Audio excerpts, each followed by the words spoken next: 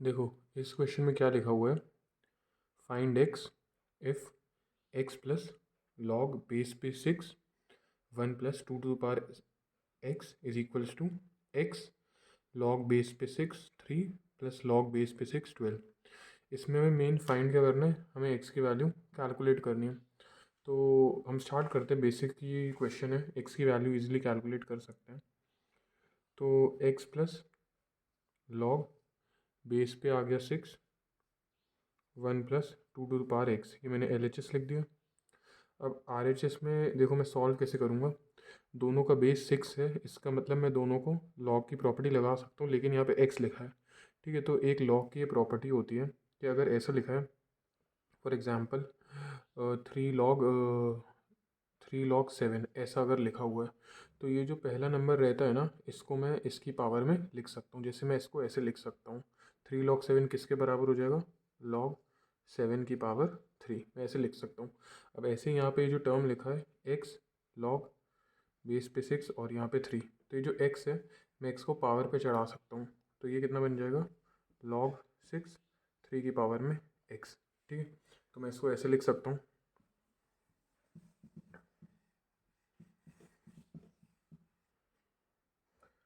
तो ये अपना बन जाएगा log बेस पे 6 3 to the power x plus log 6 base पे 6 और ये 12, ये अपना टर्म आ गया।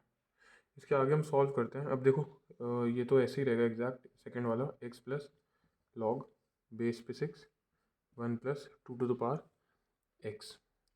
अब एक लॉग की फिर एक प्रॉपर्टी होती है, अगर बेस सेम है, जैसे इसमें बेस सेम है 6 और 6, तो प्रॉपर्टी क्या होती है कि अगर लॉग ए प्लस लॉग बी है, ठीक है, जिसमें बेस सेम होता है, आप उसको ऐसे लिख सकते हैं लॉग ए इंटू बी।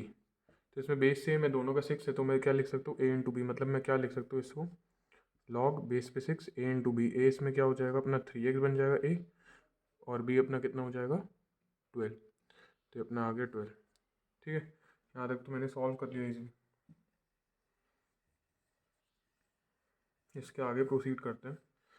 तो अब तो यहाँ पे ये वाला टर्म है, इसका भी बेस क्या है 6 ही है, तो मैं इस वाले टर्म को भी वहाँ उठा के ले जाऊँगा, तो ये हो जाएगा x is equals to log base पे 6 3 to power x into 12 minus log base पे 6 1 प्लस 2 एक्स। अब एक ये प्रॉपर्टी होती है, अगर दो लॉग माइनस होते हैं और उनका बेस सेम है, तो ये लोग जो ये टर्म्स होते हैं वो डिवाइड हो जाते हैं। जैसे अगर मैं लिखूँ लॉग ए माइनस लॉग बी, और इनका क्या है, बेस सेम है। ठीक है, तो आप ऐसे इसको ऐसे भी लिख सकते हो, log a divided by b, आप इसको ऐसे भी लिख सकते हो। तो ये वाली प्रॉपर्टी हम इसमें लगा देंगे, इसमें हम ये वाली प्रॉपर्टी यूज़ कर लेंगे।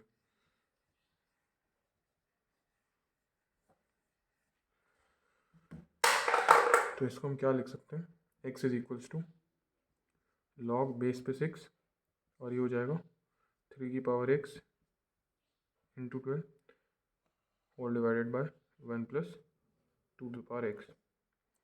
ठीक है, इतना बन गया वाला टर्म। अब इसके आगे हम देखिए कैसे सॉल्व कर सकते हैं।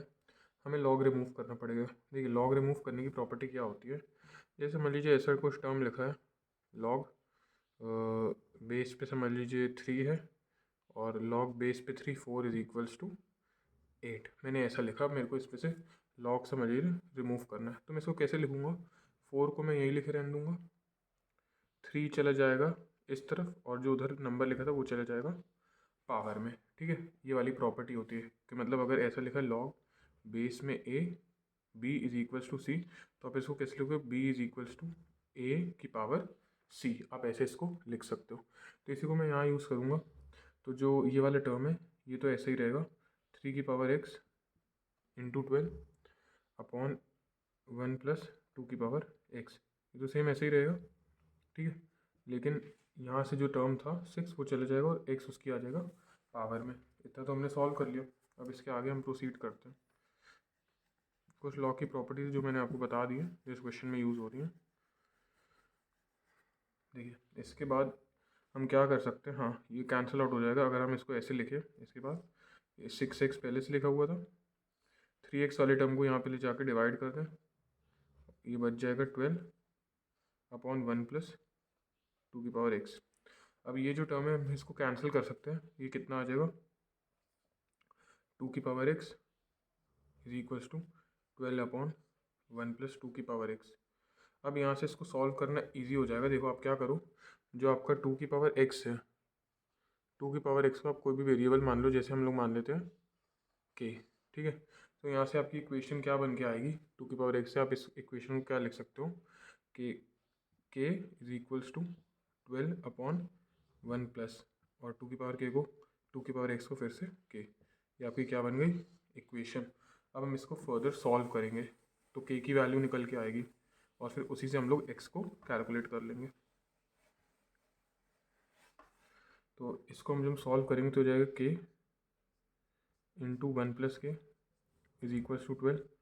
फर्दर सॉल्व होगा तो k square plus k is minus 12 is equals to 0। Splitting the term या फिर प्रोडक्ट किसी भी क्वाड्रेटिक फॉर्मूला से सॉल्व करो तो प्रोडक्ट इसका आएगा कितना, -12, जो बनेगा आपका 4 और -3 से। तो हो जाएगा के स्क्वायर प्लस 4 के minus 3 k minus 12 is equals to 0। Common out करोगे तो के यहाँ से निकलेगा, के प्लस 4 बच जाएगा अंदर, यहाँ से कॉमन आउट 3 करोगे तो अंदर क्या बचेगा, के प्लस 4। तो आपका एक टर्म आ जाएगा के -3 और एक आएगा आपका के प्लस 4। आपको वैसे इतना सॉल्व नहीं करना होगा, आपको बस ये याद होना चाहिए, मैंने इतना कर दिया, आपको पता होना चाहिए यहाँ पे जो आपके दो टर्म निकल के आए जैसे 4 और -3, बस आपको उसके साइन चेंज कर देने। देखिए के की वैल्यू एक तो आ जाएगी -3 से 3 बन जाएगी और एक के की वैल्यू कितनी आ जाएगी -4। देखिए बस साइन चेंज हो गए, यहाँ पे 4 था, यहाँ पे कितना हो गया -4, -3 था तो कितना हो गया +3। अब आपको ये समझना, देखिए आप -4 तो ले ही नहीं सकते, ये वैल्यू तो आप ले ही नहीं सकते। क्यों नहीं ले सकते, क्योंकि टू की पावर एक्स को आप लिखे -4 के की वैल्यू इतनी आ रही है ना, ये तो कभी पॉसिबल ही नहीं है। क्योंकि अगर मैं टू की पावर कुछ भी डालूँ, अगर कोई नेगेटिव वैल्यू भी डालूंगा तो फिर वो 1 से नीचे आने लगी। जैसे अगर फॉर एग्जांपल मैं डालूँगा टू की पावर -1, टू की पावर मैंने -1 डाली तो ये कितना हो जाएगा, ये बन जाएगा आपका 1/2 जो आ जाएगा आपका 0.5। अगर मैं टू की पावर -2 डाल दूँगा तो ये आपका बन जाएगा 1/4 जो आएगा 0.25। तो ये तो भाई 1 से कम ही आएगा, तो ये -4 तो कभी पॉसिबल ही नहीं होगी। तो हमारी के की वैल्यू कितनी होगी, +3। के की वैल्यू क्या होगी, +3, ठीक है। के की वैल्यू +3 होगी, मतलब टू की power x is equals to 3। अब टू की पावर कुछ नंबर 3 कब आ सकता है, अगर मैं टू की पावर 1 लिखूँ तो वो 2 ही आएगा, ठीक है। और टू की पावर 2 डाल दूँ तो वो कितना आएगा, तब वो 4 आ जाएगा। लेकिन हमें चाहिए 3 है, मतलब जो हमारा नंबर है वो लाए करते हैं 1 से लेके 2 के बीच में, 1 से बड़ा और 2 से छोटा। मतलब बस हमें पता चल गया जो आपकी x है वो x की जो रेंज होगी वो x की रेंज कितनी होगी, 1 से तो बड़ा होगा लेकिन 2 से छोटा होगा। तो जो भी आपका इस क्वेश्चन में अगर आपको MCQ दिया होगा तो x की वैल्यू जो भी 1 से बड़ी होगी और 2 से छोटी होगी वो आपका आंसर हो जाएगा। तो ये अच्छा क्वेश्चन था एक लॉग का। तो हमारी x की वैल्यू कितनी आ जाएगी, 1 से बड़ी लेकिन 2 से छोटी। जो भी MCQ होगा उस पर टिक कर देंगे। नेक्स्ट वीडियो में और क्वेश्चन सॉल्व करेंगे। Thank you.